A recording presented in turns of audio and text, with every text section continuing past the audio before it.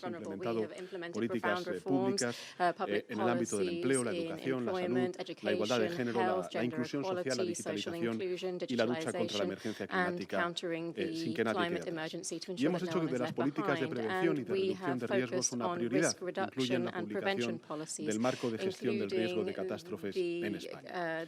Y en el plano internacional, y en coherencia con esta firme convicción, mi país seguirá contribuyendo de manera decisiva a los distintos instrumentos de Naciones Unidas para avanzar en el cumplimiento de la Agenda 2030 y hacer realidad los ODS en el mundo. Hemos dotado de una nueva ley de cooperación internacional en que nos comprometemos a dedicar el 0,7% de nuestra renta nacional bruta a la ayuda oficial al desarrollo en el año 2030 y además durante el periodo 2024-2027 realizaremos nuevas aportaciones financieras. Aumentaremos nuestra contribución al Fondo Conjunto ODS, del que ya somos el segundo donante, llegando a los 120 millones de euros. Apoyaremos al Fondo Internacional de Desarrollo Agrícola con 20 millones de euros para seguir reforzando la seguridad alimentaria y aspiramos a estar entre los 10 primeros donantes con nuestras contribuciones al Fondo fiduciario para propósitos especiales y el presupuesto ordinario de las agencias entre 2024 y 2027. España quiere tener un papel activo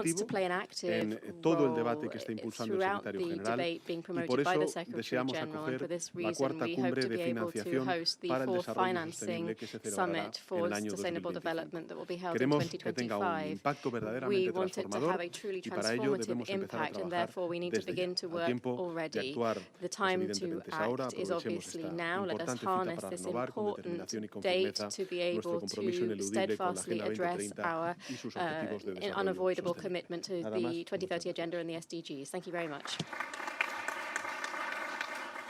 I thank the President of the Government of Spain, and now I give the floor to His Excellency Hamza Abdi Barre, Prime Minister of Federal Republic of Somalia.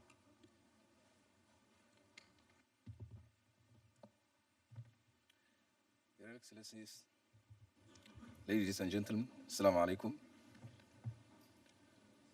Mr. President, Somalia's journey towards XCD implementation is one of the determination and amidst adversity, despite the challenge of conflict and pervert worse by recurrent shocks and extreme effects of climate change, our commitment remains unyielding, and we are proud of the progress we have done so far.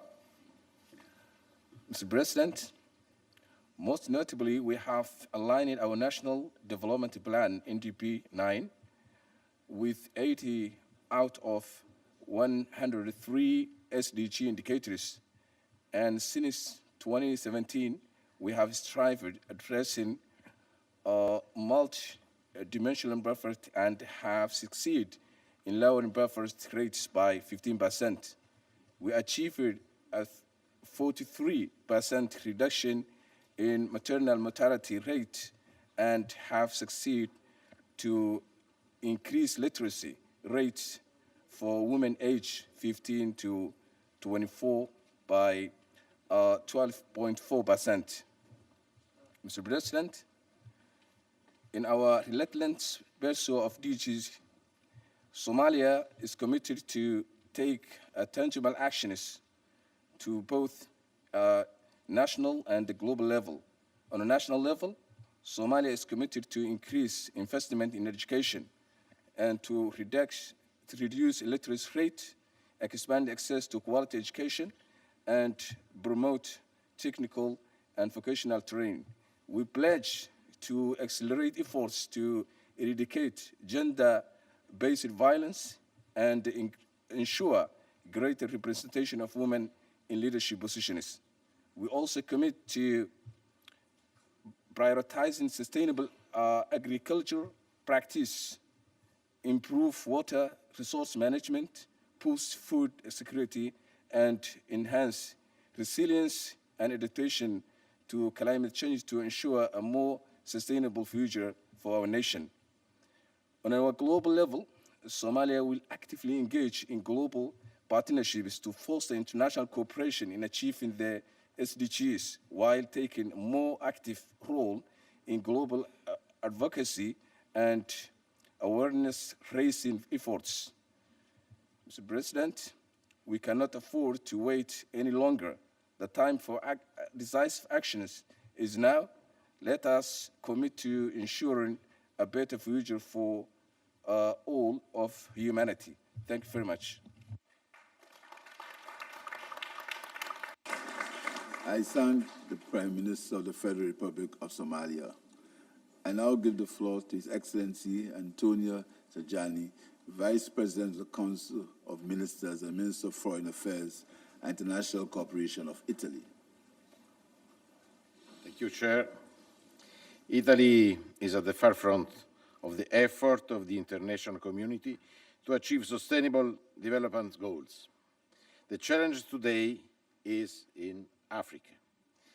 Political and economic instability, climate change, food insecurity, health crisis.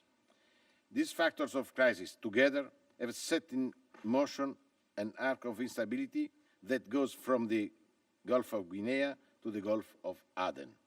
Our challenge is enormous. The situation is not about to explode. It has already exploded. First, let me be very clear. The immigration issues is beyond control. The consequences of instability in so many countries is creating a flood of migrants from the Sahel region, West Africa and East Africa. Individual states or regions cannot address these challenges alone.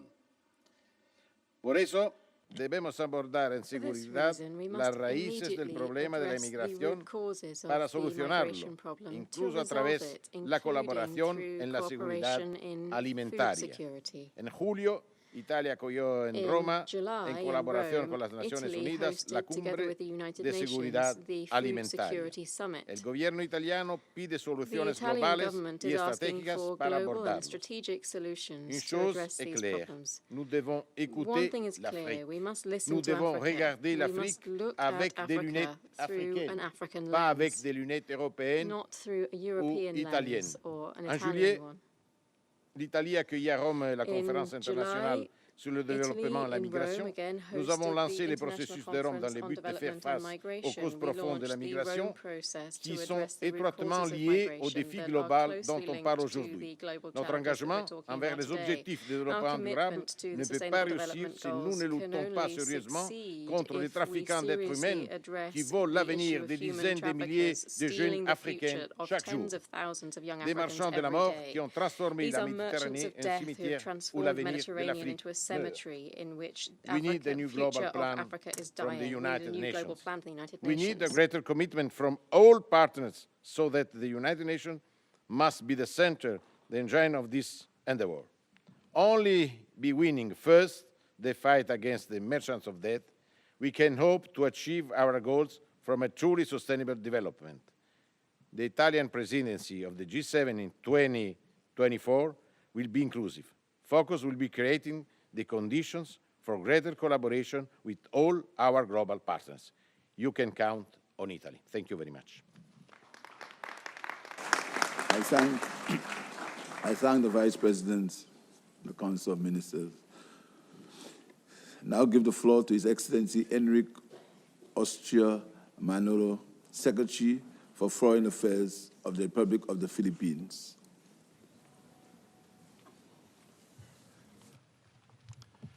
Co-moderators, Excellencies, at the outset, allow me to express our deepest condolences and solidarity with the victims of the devastating earthquake in Morocco and the floods in Libya.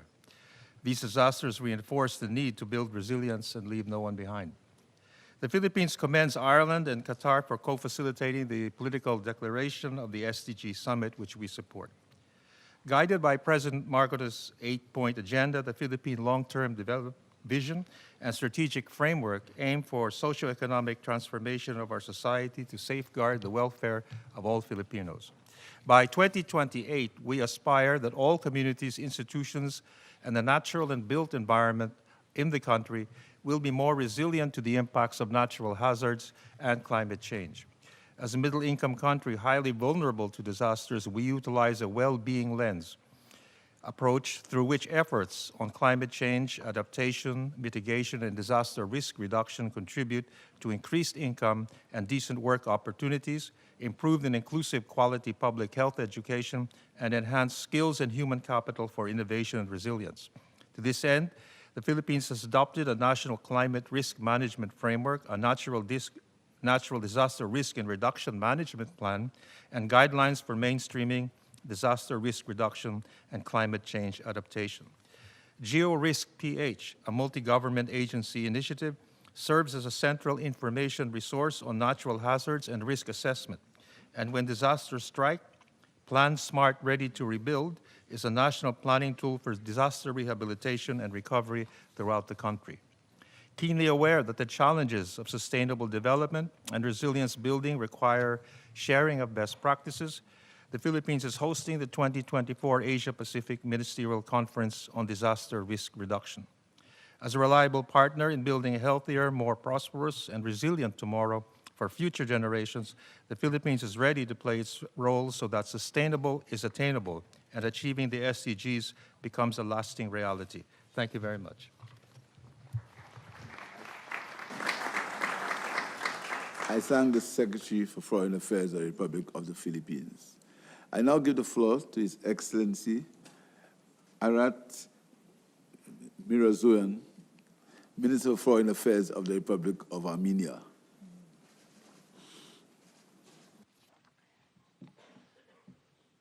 Honorable moderators, ladies and gentlemen, I appreciate the opportunity to speak at this important event to reflect on the achievements and challenges in the path of achieving the Sustainable Development Goals. Armenia remains strongly committed to the implementation of 2030 agenda. Our ambitious reform agenda places people in the center of the government policies and strategies. We place an emphasis on good governance and transparency, building representative and accountable state institutions, and promoting zero tolerance against corruption. The institutional reforms have already been instrumental in attracting investments and promoting significant economic growth at 12.3% in 2022. Armenia's progress is also reflected in a number of well-known international indexes, scoring 54 points in freedom in the World Report, 49th place in the World Press Freedom, and 63rd in Transparency International's 2022 Corruption Perceptions Index. Ladies and gentlemen, none of the states can achieve sustainable development unilaterally, and it demands regional and international synergy. In this regard, maintaining regional peace and stability plays an instrumental role, and establishing peace in the South Caucasus is an absolute priority of our government.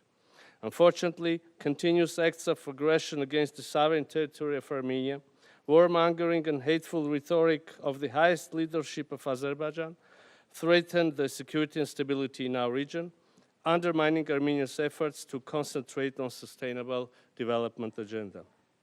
While I'm delivering my speech here, 120,000 people in South Caucasus, in particular in Nagorno-Karabakh, are facing a real humanitarian crisis. This situation is created due to the illegal blocking of Lachin corridor by Azerbaijan since 12th of December last year, which was further consolidated through total closure of the corridor for free usage and even for humanitarian aid since 15th of June this year, in blatant disregard of the international humanitarian law and the legally binding orders of International Court of Justice. We believe that the United Nations can and should step in to uphold its values and principles and to deliver on its mandate of ensuring international peace and security and preventing atrocity crimes. The people of Nagorno-Karabakh have a right to live in peace and dignity in the lands of their ancestors. Dear colleagues, Armenia stands ready to contribute to the efforts of the international community to implement 2030 Agenda for Sustainable Development and create a safer, more secure, and better world for the generations to come. And I thank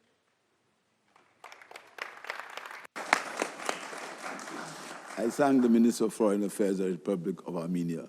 I now give the floor to His Excellency Mawi Radidi, Minister of Environment of Jordan.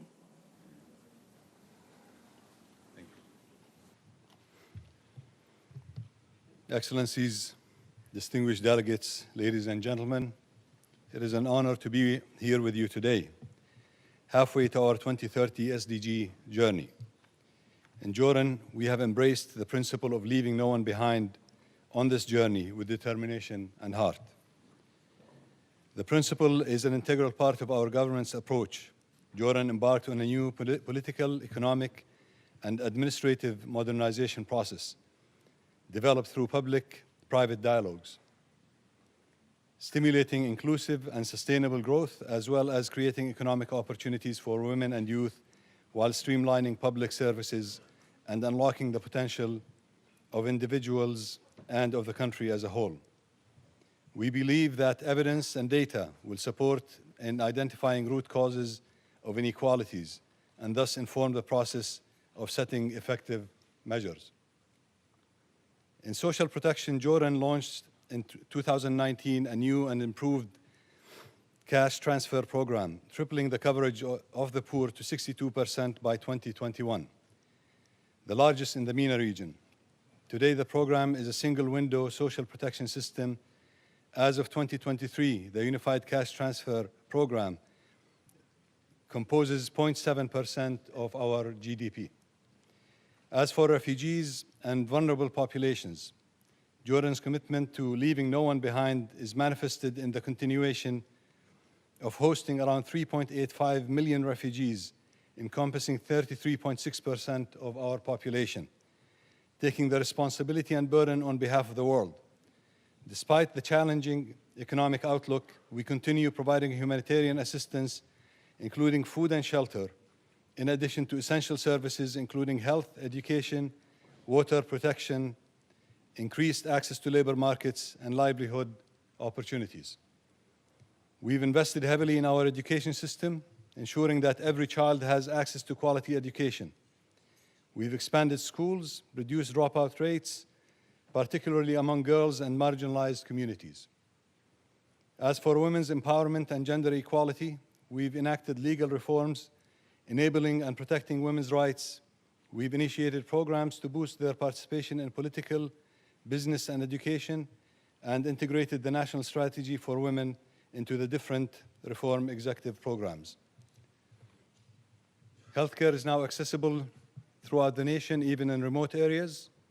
Economic opportunities are at the heart of our policies and reform agenda.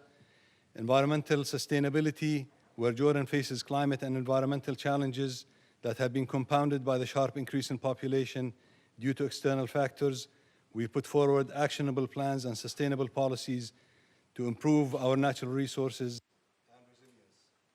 Inclusion of people with disabilities is a crucial aspect of promoting... I apologize that your statement was cut off. Thank you. I thank the Minister of Environment of Jordan. I now give the floor to His Excellency Mamadou Samaki, Minister of Environment and Sanitation of Mali.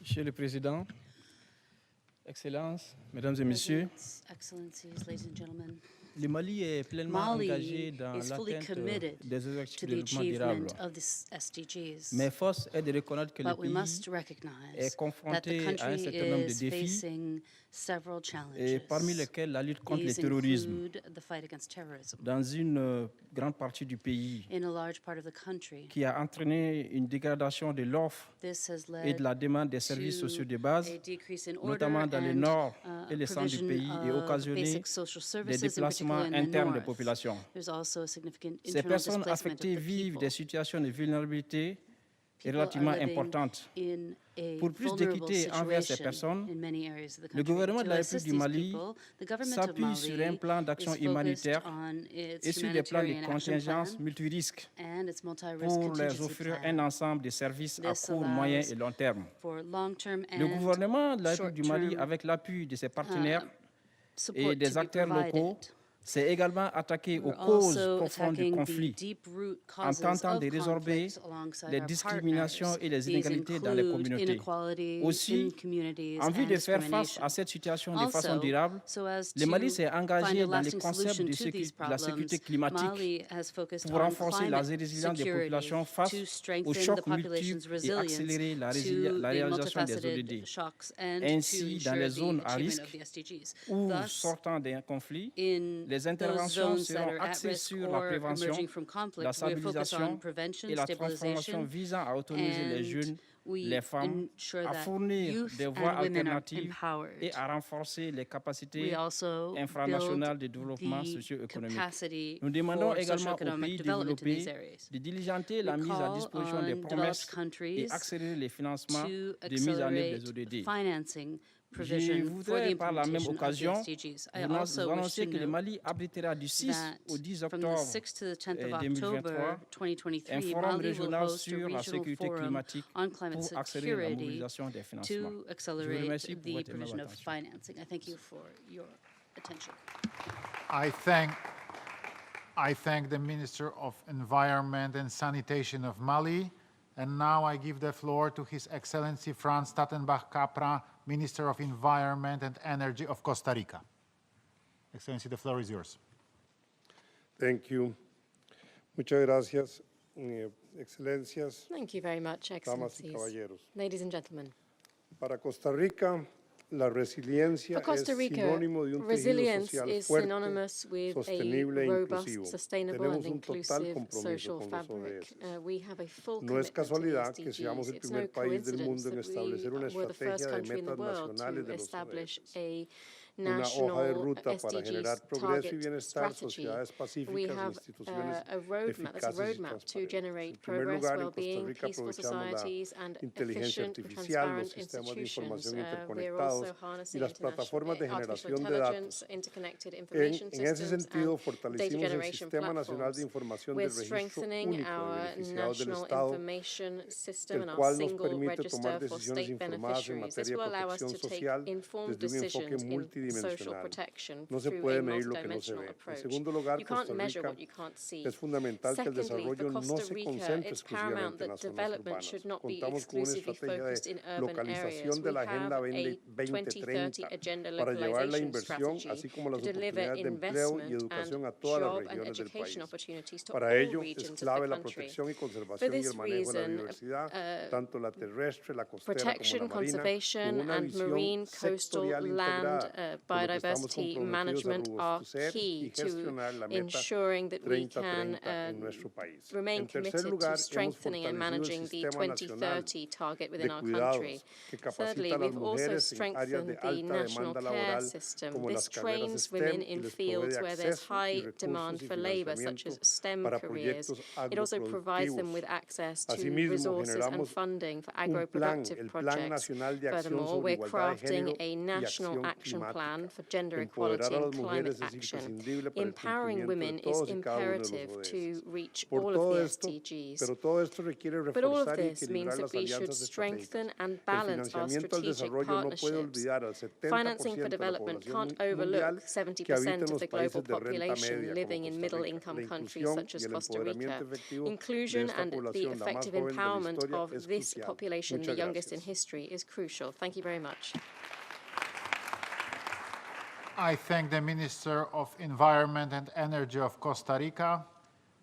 I now give the floor to His Excellency Ian Borg, Minister for Foreign and European Affairs and Trade of the Republic of Malta. Thank you. Excellencies, it's an honor to attend the summit to accelerate actions on SDG implementation. The implementation of the 2030 Agenda is not just a global reporting exercise, but more importantly, is based on how we respond to the needs of our citizens. Ultimately, it's all about how we work together for the common well-being and ensure that no one is left behind. The balance sheet in global SDG implementation indicates that more work needs to be done. The importance of implementing the 2030 Agenda is felt now more than ever before. In order to strengthen our resilience from external shocks, whether the pandemic, energy and food security, or environmental degradation. Responding to this situation, beyond the immediate response measures, requires us to achieve long-term commitments that encompass all three principles of sustainable development. Notwithstanding the current challenges, there are countless opportunities for further investments and innovation, new partnerships and international cooperation, as well as new strategies and policies, leading up to an improved socio-economic development and environmental conservation for all. This requires rapid and far-reaching changes across all levels. In my own country, Malta, SDG implementation on the ground is reflected in improvements, though experience shows that the cross-cutting nature of the SDGs still poses coordination challenges at different levels. Strengthening existing mechanisms and establishing clear mandates for coordination, including the broad engagement of civil society and other key stakeholders, is key. Malta's commitment is unrelenting. Our Sustainable Development Act enshrines this commitment and also mainstreams the principles of sustainability across all government. Our new Sustainable Development Strategy for 2050 will drive forward our ambition of working together towards achieving a healthy and resilient environment, economy, and society for all, while bestowing our future generations a country which is in better shape than the one we inherited. Malta is committed to move towards a carbon-neutral economy by 2050 by accelerating efforts to improve energy efficiency and infrastructure, increase investments for the deployment of renewable energy, more sustainable and greener spaces, and the reduction in transport sector's carbon footprint. Such a growth model can only be achieved through a fair and just society which values each individual. Malta will continue to promote social inclusion, mobility, and poverty reduction to ensure a better quality of life to our citizens. Excellencies, in conclusion, I apologize that your statement was cut off. Sorry, Excellency. I thank the Minister for Foreign and European Affairs and Trade of the Republic of Malta. And now I give the floor to Her Excellency Penelope Backless-Robinson, Minister of Planning and Development of Trinidad and Tobago. Please. Co-moderators, Excellencies, we are at half-time. At this midpoint, the real prospects of developing countries to achieve sustainable development by 2030 appear bleak in face of climate change, multiple crises, and global instability. In the prevailing circumstances, the SDGs are even more crucial now as the 2030 Agenda remains the global blueprint to ensure that no one is left behind. The government of Trinidad and Tobago has committed itself towards the full and effective implementation of this blueprint for the benefit of all our peoples, a commitment that remains resolutely embedded in our National Development Strategy, Vision 2030. Underpinned by a whole-of-society approach, Vision 2030 places focus on eradicating poverty and inequality by ensuring that all citizens, especially women, children, and youth, have opportunities to learn, grow, and prosper, and to meaningfully contribute to our national development. The government continues to lay the foundation for transformative action towards a more resilient future, guided by an enabling environment to mainstream innovative and technology-driven solutions in areas of education, health, energy, and infrastructure. We have established a Ministry of Digital Transformation to accelerate our national strategy towards building a digital society that is people-centered and knowledge-based.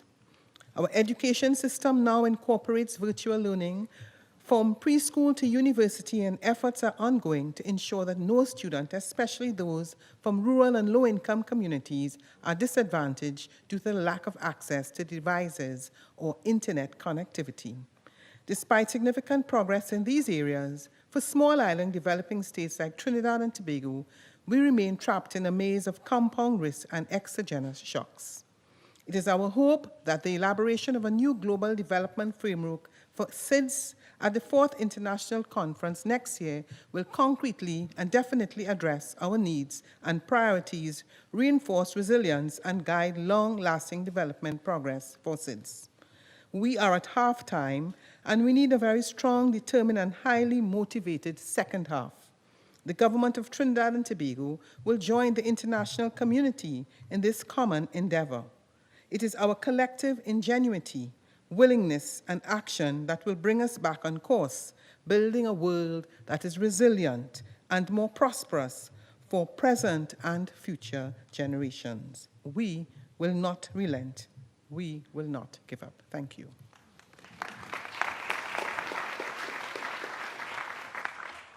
I thank the Minister of Planning and Development of Trinidad and Tobago. And now I give the floor to His Excellency Abdelhak Saihi, Minister of Health of Algeria.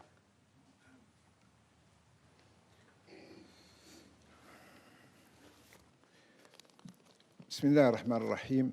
السيد رئيس الجلسة، السيدات والسادة الحضور، إن اعتماد مقاربة شاملة للتكفل بمجموع أهداف التنمية الشاملة الواردة في 17 هدفاً كنا ننتظر إليه وننظر إليه أنه في تاريخ الأمم بسيط جداً وقصير جداً بأجندة 2030. لذلك اعتمدت الجزائر مقاربة على وجهين. الوجه الأول وهي المرحلة الأولى التي بدأ فيها المشروع 2015-2022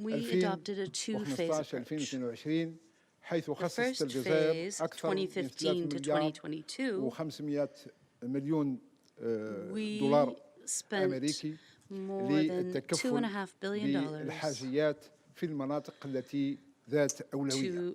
وقد اعتمدنا في ذلك على مقاربة شاملة اعتمدت بالخصوص على مقاربة تشاركية مع المنتخبين المحليين والمجتمع المدني والشباب. كانت هذه هي المرحلة الأولى والتي عرفت فيها الجزائر أكثر من 36 مشروع تم تنفيذه على أرضية الواقع. فيما يخص المرحلة الثانية وهي مرحلة 2022 2030 وهي المرحلة الحاسمة للوصول إلى مجموع الأهداف. وقد اعتمدنا في ذلك أيضا على نفس المنهجية المعتمدة بالخصوص في مسألة المشاركة مع المنتخبين ومع المجتمع المدني ومع الشباب. سيتم أيضا مس كل المجتمع الجزائري للاستفادة من مجموع المشاريع التي يتم تنفيذها وفق All of Algerian society will benefit from the projects that will be implemented under these 17 SDGs. نتائج ملموسة على أرضية الواقع. كما أننا في نفس الإطار نحيي خطة السيد الأمين العام للأمم المتحدة والتي تعتمد بالخصوص بتحفيز أهداف التنمية الشاملة والمستدامة وذلك كإطار عمل مرجعي للتكفل بالانشغالات المواطنين والتكفل أيضا ب17 هدف الذي حددته الجزائر في برنامج كان الأول في المرحلة assist us in addressing the issues raised by our citizens and those addressed by Algeria during our first phase from 2015 to 2022, and then the second phase from 2022 to 2030. Thank you.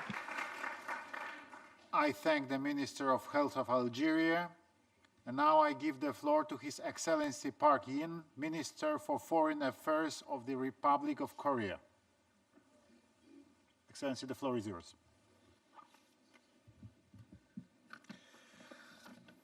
Thank you very much, co-chairs, excellencies, ladies and gentlemen. We, the international community, are halfway through the 2030 timeline of meeting the SDGs. Sadly, there are warning signs that we are much more than halfway away from reaching the SDGs. Every week brings startling reminders that achieving sustainable development around the world is fraught with more difficulties than we had thought.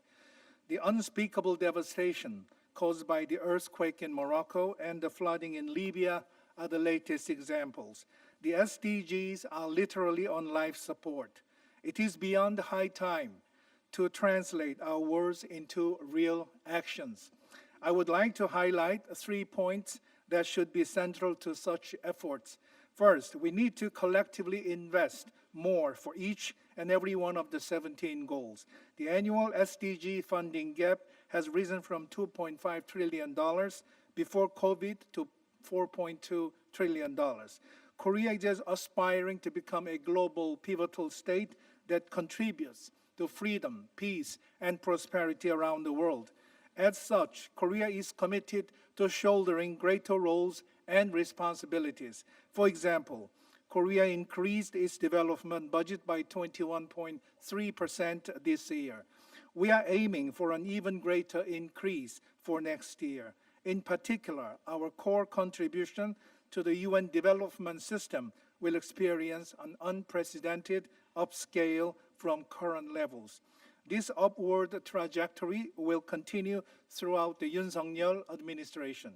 Second, we must help enable the world's youth to unleash their potential and shape the future. Korea was able to rebuild from the ashes of the war because we invested in our youth. Although we were poor, primary and secondary education were free. This served as a key driving force for Korea's development.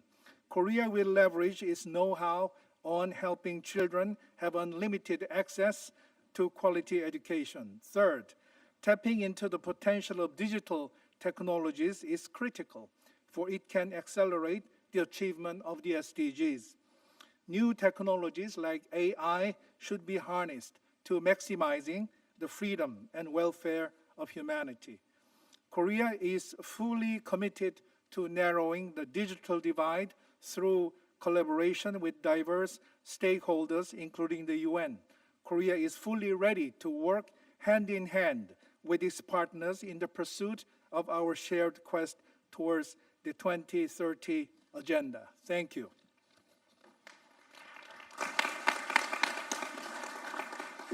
I thank the Minister for Foreign Affairs of the Republic of Korea. I now give the floor to Mr. Filippo Grandi, United Nations High Commissioner for Refugees. Thank you. Thank you very much for inviting UNHCR, and much has been said already, so I'll just add a few points from our perspective. One, by the way, of an organization dealing with many people left behind. President Petro spoke earlier about millions on the move and saying, and I subscribe fully, that that's an indicator of how the SDGs are or not, are functioning or not functioning rather. Last week, I was in Chad, a country that is facing extraordinary development, climatic, and other challenges.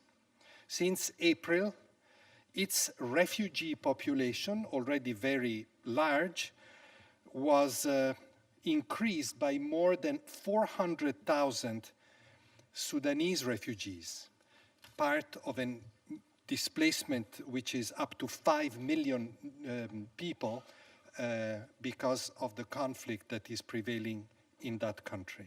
400,000 refugees from Sudan into one of the poorest areas of Chad, a country with few resources. A very eloquent example of how a new crisis can compound old ones and create a lethal mix that stunts development, blocks progress towards the SDGs, and leaves even more people behind. So to prevent this, which is the purpose of this discussion, we must improve responses. Too often, refugees, which are an indicator, if you wish, of this situation, receive humanitarian assistance, but the lack of further investments condemns them and their host communities to misery, setting back the development agenda. And we see this in so many places in the world. It's important to take stock of these failures. There's much talk about nexus between humanitarian and development. We won't achieve it unless we move development and the pursuit of the SDGs to a much needed faster track, at least in situations of crisis and post-conflict, unless we really embark on what we call now emergency development during the crisis itself. I was in Chad with the World Bank, and I want to commend the World Bank for taking there on the spot very significant investment in, or pledging investments in key areas of development. And we're working with them and other IFIs and development agencies and the private sector in mobilizing different resources in crisis to make responses sustainable. This is, of course, still small, focused on a number of situations, but if emergency development gets scaled up,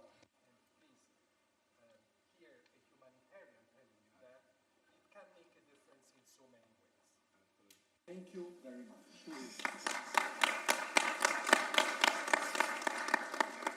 I thank the United Nations High Commissioner for Refugees. I now give the floor to Ms. Victoria Taluk-Koppers, Executive Director of the Indigenous Peoples International Center for Policy Research and Education. Thank you very much for inviting me to speak in this dialogue. I also thank the states who have consistently supported the participation of major groups and indigenous peoples in the SDG processes. We regret that the newly adopted political declaration is not strong enough in terms of affirming the human rights-based approach in achieving the SDGs. Indigenous peoples and other major groups and stakeholders have reiterated time and again that the respect, protection, and fulfillment of human rights for all is a key foundation for achieving the SDGs. There is no doubt in our minds that the most effective ways of going beyond the pathetic 15% that has been achieved so far is through this. If we are to be sincere in our efforts to leave no one behind and undertaking transformative action, the human rights-based approach is key. Hunger and poverty in indigenous territories can be overcome if our rights to own, manage, and control our lands, territories, waters, and resources are protected. Indigenous peoples' territories are still being devastated, and we are displaced in the name of conservation and mega infrastructure projects. Evidences show that 50% of the world's biodiversity in tropical forests are found in our territories, and these forests are crucial for climate change mitigation and clean water. It is important that we persist our traditional knowledge and customary governance in managing our lands, waters, and territories. Additionally, our indigenous cultures, values, and spirituality, which compel us to live in harmony with nature, should be further enhanced and supported and transmitted to the young. I would like to present some recommendations that we have reiterated also in previous processes. First, we call on states to recognize the identities and rights of indigenous peoples as affirmed in the UN Declaration on the Rights of Indigenous Peoples. Many states in Asia and Africa still deny the identities of indigenous peoples. The human rights-based approach should be at the core of the implementation of the SDGs. Two, part of the human rights-based approach is to obtain the free, prior, informed consent of indigenous peoples when policies and developments are developed. We call on states to stop the criminalization and extrajudicial killings of indigenous leaders and activists and other environmental defenders. We support the call to reform the international financial system and also the trading system to ensure better equity. Finally, we call on states to consider indigenous peoples and other major groups in planning for the summit of the future. Thank you very much.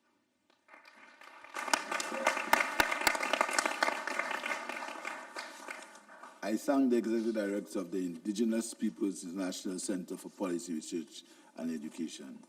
I now give the floor to the last speaker of this dialogue, Mr. Martin Changong, Secretary General of the Inter-Parliamentary Union.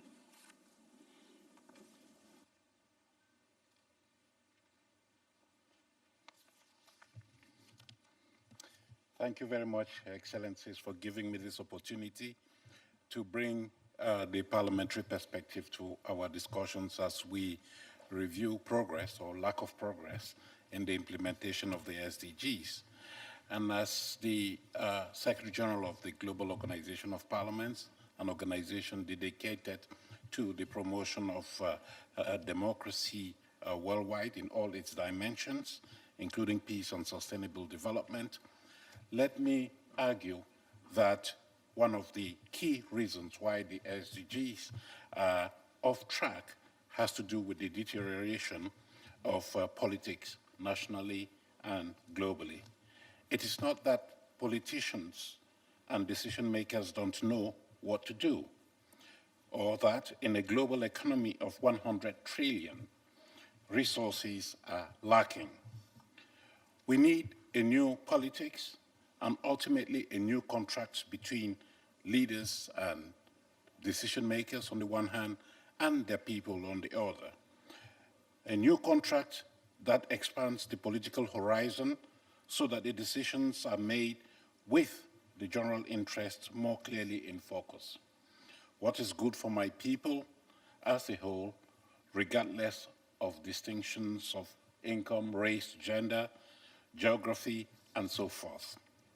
We need political systems that are inherently less confrontational, more immune to undue pressure from private interest, and better equipped for dialogue and compromise between political actors, but also between groups in society at large. Building resilience and leaving no one behind, therefore, must start with deep institutional reforms to restore dialogue and bring people together at all levels, not just within governments, but across all of society. Given that parliaments are meant to mirror and represent all of society, they can and must offer such a framework that ensures no one is left behind. To this effect, my organization, the Interparliamentary Union, is investing considerable financial and political capital in helping parliaments become more open, more transparent, more representative, particularly of women, youth, and other marginalized groups. We're strengthening parliaments, building their oversight capacities, the budgetary rules, in order for them to more effectively engage with the SDGs, with a focus on inclusivity and representation. Change is possible. We just need to muster political will. The IPU is committed to that mantra and to mobilizing parliaments and MPs.